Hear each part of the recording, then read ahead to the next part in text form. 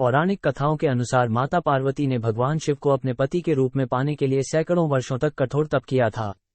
उनकी तपस्या को देखकर देवताओं ने शिवजी से देवी पार्वती की मनोकामना पूरी करने की प्रार्थना की थी। इसके बाद भोलेनाथ ने सप्तर्षियों को पार्वती जी की परीक्षा लेने के लिए भेजा। इस परीक्षा के दौरान सप्तर्षियों ने शिवजी के ढेरों अवगुणों को बताते हुए माता पार्वती से शिवजी से विवाह न करने का कहा, लेकिन पार्वती जी अपने निर्णय से टस से मस नहीं हुई। इस पर खुद भोलेनाथ ने माता पार्वती की परीक्षा लेने का निर्णय लिया। माता पार्वती के तप से प्रसन्न होकर शंकर जी उनके सामने प्रकट हुए और उन्हें वरदान देकर अंतर्ध्यान हो गए। कुछ क्षणों बाद ही एक मगरमच्छ ने एक लड़के को पकड़ लिया और लड़का मदद के लिए पुकारने लगा। बच्चे की आवाज सुनकर पार्वती जी नदी किनारे पहुंची और उनका मन द्रवित हो गया।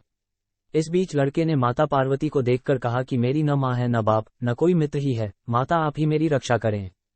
इस पर पार्वती जी ने मगरमच्छ से कहा कि ग्राह इस लड़के को छोड़ दें।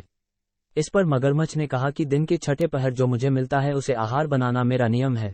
पार्वती जी के विनती करने पर मगरमच्छ ने लड़के को छोड़ने के बदले में पार्वती जी के तप से प्राप्त वरदान का पुण्य फल मांग लिया। इस पर पार्वती जी तैयार हो गईं। मगरमच्छ ने बालक को छोड़ दिया और तेजस्वी बन गया।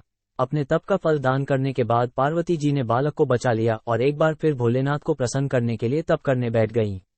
इस पर भोलेनाथ दोबारा प्रकट हुए और पूछा कि तुम अब क्यों तप कर रही हो, मैंने तुम्हें पहले ही मनमांगा दान दे दिया है। इस पर पार्वती जी ने अपने तप का फल दान करने की बात कही। इस पर शिवजी प्रसन्न होकर बोले, मगरमच्छ और लड़के दोनों के स्वरूप में मैं ही था। मैं तुम्हारी परीक्षा ले रहा था कि तुम्हारा चित्त प्राणी मात्र में अपने सुख दुख का अनुभव करता है या नहीं। तुम्हारी परीक्षा लेने के लिए ही मैंने ये लीला रचाई थी। अनेकों रूप में दिखने वाला मैं ही एक सत्य हूँ, अनेक शरीरों में नजर आने वाला मैं निर्विकार हूँ। इस तरह पार्वती जी शिव जी की परीक्षा में उत्तीर्ण हुई और उनकी अर्धांगिनी बनी।